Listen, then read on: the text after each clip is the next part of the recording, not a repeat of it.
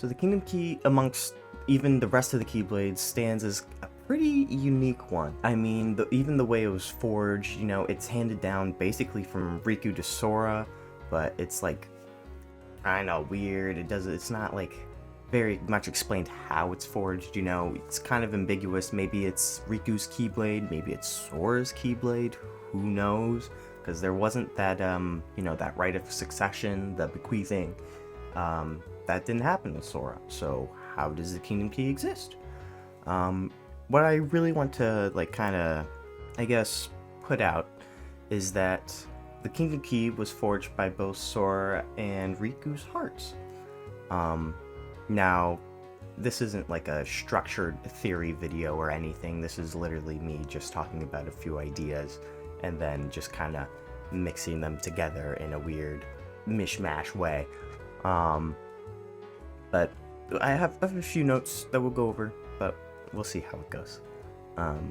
So yeah, to start from the beginning, let's just talk about how a Keyblade is generally forged and what is required to wield one. So, you know, Keyblades are reflections of the wielder's heart, basically. Some think that all Keyblades that exist now were created way in the past by the Master of Masters. I don't think there's enough proof of that. I know it kind of talks about it, but personally, I like the idea more that people kind of create their own Keyblades, and that most of the Keyblades that existed back in the past, like the Starlight and everything like that, are kind of like more mass-produced sort of Keyblades by the Master of Masters, since he had the ability to, you know, pull a Keyblade out of somebody's heart. But I feel like it's kind of weird, you know? It's not like they're the ones creating their Keyblade, you know? So yeah, I don't think it reflected their heart as much as how, you know, Riku's Way to the Dawn, or, you know, Lee's Frolic Flame, I believe it is, or no, Flame Liberator, I think that's what it's called. But yeah, Keyblades, reflection of the wielder's heart. Now, usually to be kind of like, you know, worthy of being a Keyblade wielder, to have the potential to wield the Keyblade, you need to undergo a ceremony known as the bequeathing. You know, Riku got the potential to wield a Keyblade when Terra took the Time and Destiny Islands to do the rite of bequeathing. Kairi, sort of kind of the same thing. All that really is required of the bequeathing is that someone touches the hilt of the Keyblade, it seems like. We don't really know too much about that, since there's only been like 2 sort of like bequeathings that we've seen, but it's more of a purposeful inheritance than what we see between Riku and Sora. But the bequeathing is done by someone who is at the level or actual title of Master, but that's all that's really necessary to kind of, what is it called, initiate the rite, I suppose. Now, that's what's sort of formally required, you know. Sora really breaks that rule, because all that's really needed is a strong heart in order to wield the Keyblade. If your heart is strong enough, the Keyblade will deem you worthy and it'll stick around, like it does with Sora. Of course, the Kingdom Key is kind of wishy-washy in Kingdom Hearts 1, just due to the fact that I think it was created by both Sora and Riku's heart. So it's kind of flipping between the two, you know? Judging whose heart is stronger at any given moment, and then moving to whoever seems more worthy. So that's a bit about the forging process and how you actually wield the Keyblade. So we know Terra bequeathed Riku a Keyblade, and then since then, I believe it was sort of like, you know, tempering itself inside Riku's heart. Keyblades don't really just kind of like forge automatically right after the succession. There's probably even a chance that you don't even get a Keyblade even after you've undergone it.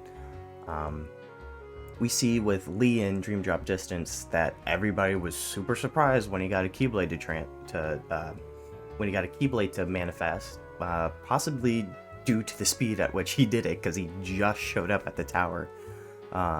to get a Keyblade. And even friggin' Yen Sid was like, what? And, you know, very quick learner, apparently.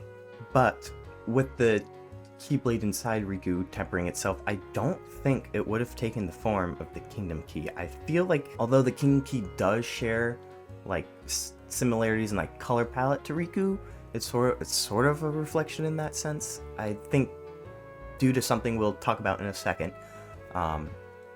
that's just not the case. I think it's more of a coincidence, which kind of sucks because I don't really like coincidences in that sort of case. I think everything matters in a sense, but in that case, with what I'm about to talk about, I think it's just a coincidence.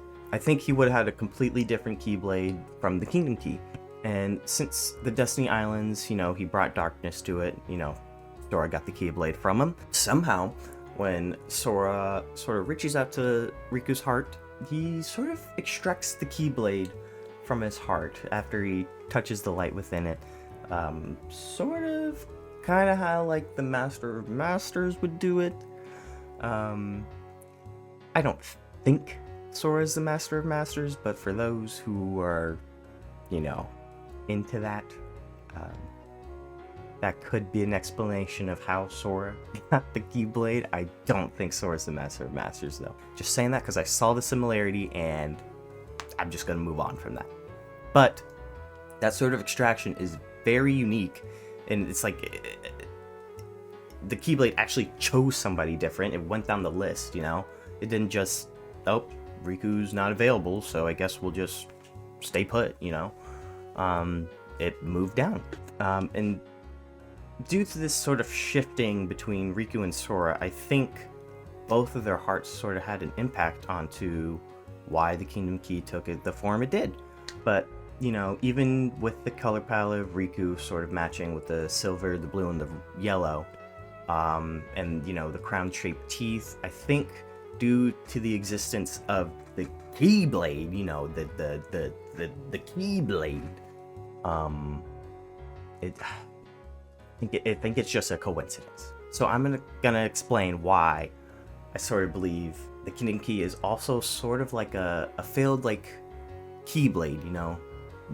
X-Blade, Keyblade, whatever. So, just like, to think about the creation of the Keyblade and the Kingdom Key, usually to create the Keyblade, you need 13 darknesses and 7 lights. You can also create the Keyblade by using a heart of pure darkness and a heart of pure light, as we see with Xehanort's experiments. So, Xehanort's version of the Keyblade is sort of what I want to focus on here, since it was literally a Keyblade forged from 2 hearts, like I'm proposing with the Kingdom Key.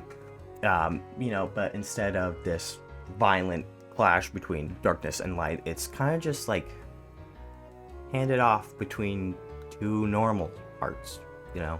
So I know it's probably not the deepest explanation, but, you know, 2 hearts, 1 Keyblade. It's something that's happened before, and it's something that might explain the Keyblade, or the Kingdom Key. So yeah, I just wanted to talk a little bit about, you know, the Kingdom Key, how it was kind of like weirdly forged, you know, how sort of Sora and Riku's hearts kind of like just mixed together to create the Kingdom Key.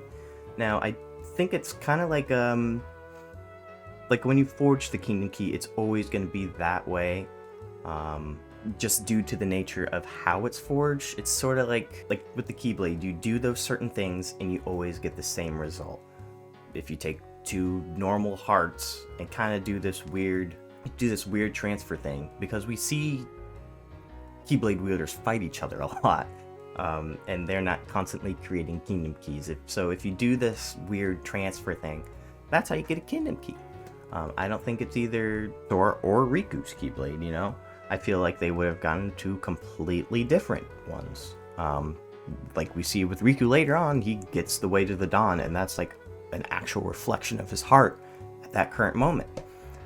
So, kind of sucks for Sora that he doesn't get a Keyblade that actually reflects his heart, but, I mean, it's cool that he gets one. So, yeah, that's basically it. I don't know what else to propose. I know it wasn't that deep, but if you got anything to say about it, anything to build on, I would be glad to talk about it with you guys. So, yeah.